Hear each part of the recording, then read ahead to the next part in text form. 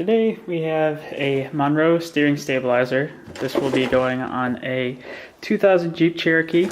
Pretty handy on the box. It tells you how often you should check the shocks and struts. In this case, this is just the stabilizer, but it says 12,000 miles. And that's basically what it's got on every side of the box. It's got a nice little diagram that shows you everything that's included. So take this guy out. Right away, you'll notice that it's missing some of the stuff that's clearly displayed on the diagram on the box. The shock boot is the most evident. It's just the shock. It comes with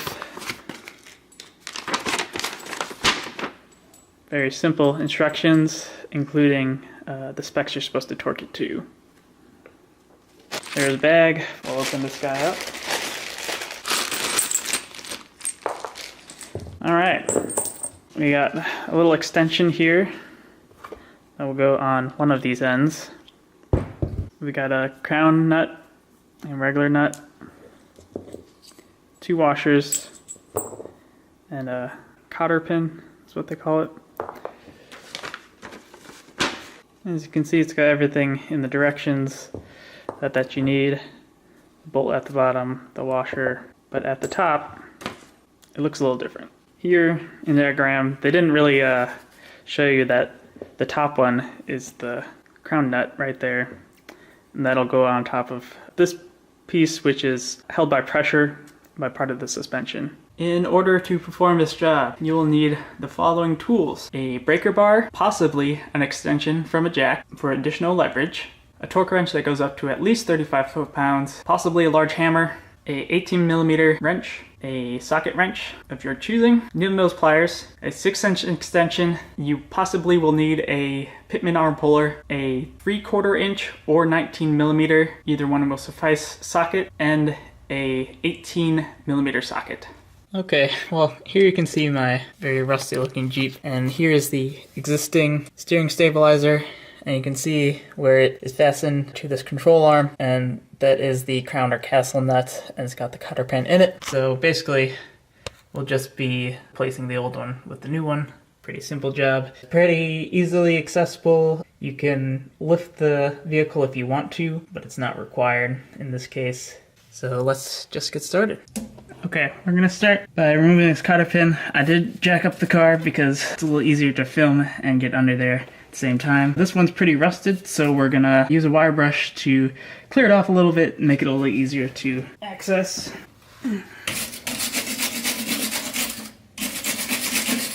Alright, that's a little cleaner.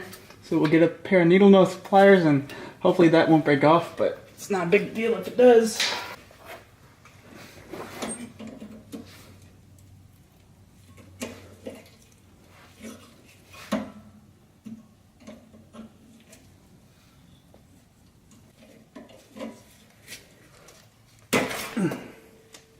Well, we broke off that side, so let's try pulling from the other, and lo and behold, that's much easier. Now that we got that sorted out, time to remove this little nut. And it looks like this is going to be a 19mm, which translates into what, 1/4 inch? Alright, this one does not want to cooperate, so we're going to make it cooperate with the breaker bar. Alright, it really doesn't want to cooperate, so we're going to hit it with some penetrating oil on both sides. And while we're at it, might as well put it on the other side too. Alright, we'll let that sit for a little bit. Let's see if we can make any progress.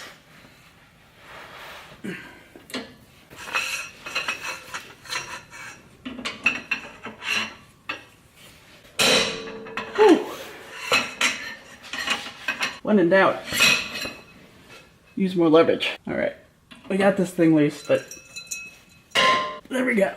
Liquid wrench and leverage. That's what you need to get parts off of a Jeep. Now we can get our regular ratchet on this guy and get them off. There we go. These are hard because the tops have these little parapets, hence the crown nut. You can easily break off the top of them, and luckily that didn't happen this time. On the other end, we gotta get that one off. And strangely enough, that one is a different size than the one we just did. They can't make anything easy, can they?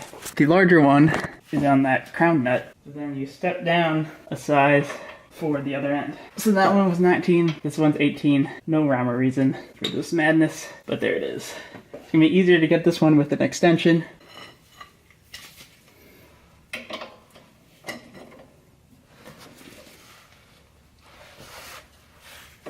There we go. Just have to loosen this guy up a little more. I should mention, the trick I used on the other one was this sucker, which is just the end of my jack. Most of them you can unbolt, and then luckily enough the breaker bar fits pretty snugly inside this one. It's better than tube, and if you're doing any sort of work, you probably already have the tool. Now I'm going to get on the other side of this one, because this one isn't just bolted in. There's a bolt on the other side of the same size. So in order to make any progress, you got to get the other side secured. What I like to do is just get a wrench on it. Give you a little better picture. So that's the wrench on the bolt there. And then just turn it until it hits something, like the frame. Alright, now comes the fun part. And by fun, I mean it can turn into a nightmare. This actually isn't threaded in. It's just held in by pressure. Once you tighten down the bolt and the vehicle moves around, it gets really stuck in there. There's several ways you can do this. If you're real lucky, hitting either this or this will just dislodge it right away. I doubt we're gonna be that lucky. So we're gonna start out with a little extra liquid wrench in there. Good measure. And we're gonna start out by hitting the edge of it. Be careful that you do not hit your lines, cooling lines or anything that are close to here. Alright, let's try the nut. Well, that's not doing it, so got a few other tools at my disposal which may be able to help us. This is like a Pitman arm puller. You can see this part goes on the bolt, this part goes on the arm here, and the theory is the right kind of tension here, you can pull it out. So we're gonna try and move this in place. There we go. Might not be able to do it, but this one hopefully can. The other one, I couldn't get the arms behind it and secure enough where I felt like it was gonna work. So this one, that looks good. What do you think this is? Probably 3/4. Alright, 2 basic strategies. One, you tighten this guy up.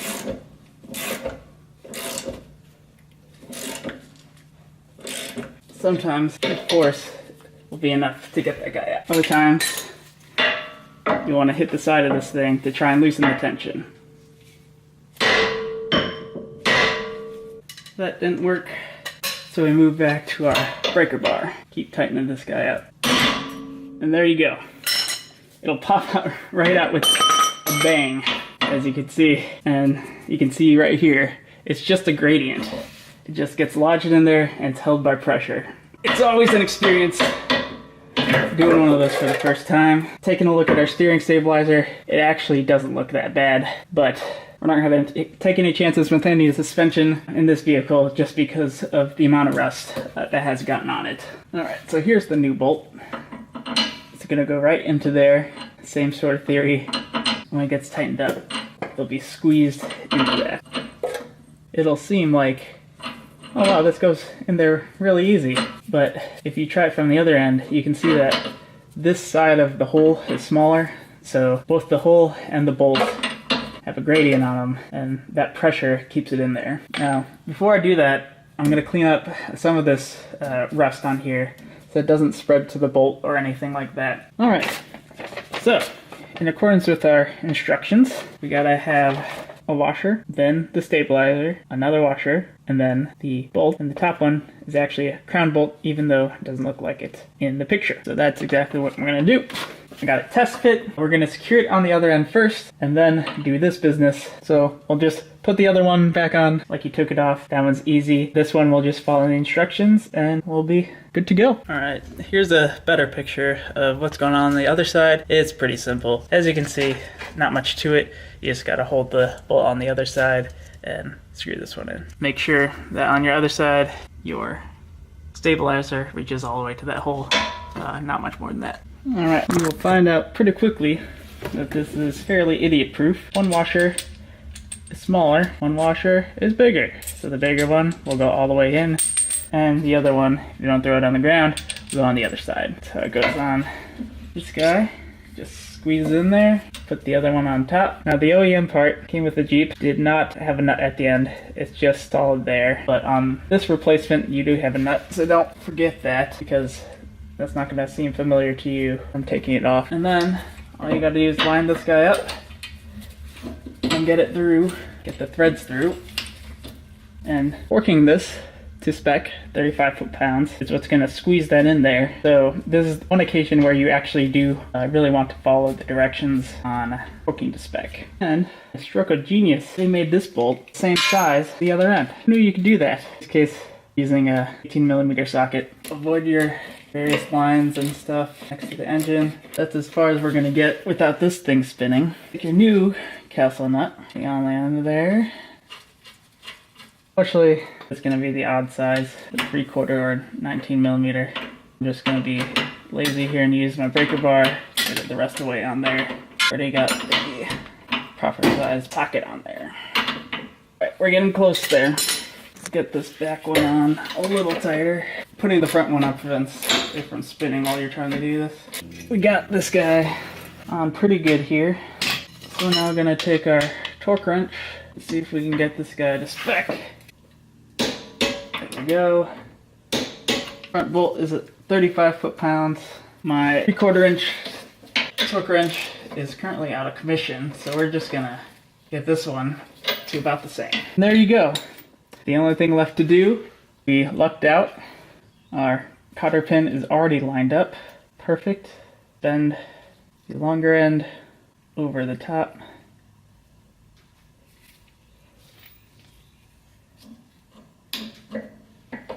And then cut the excess of the smaller one. We'll just tighten these down. Alright, and that is how you replace your steering stabilizer.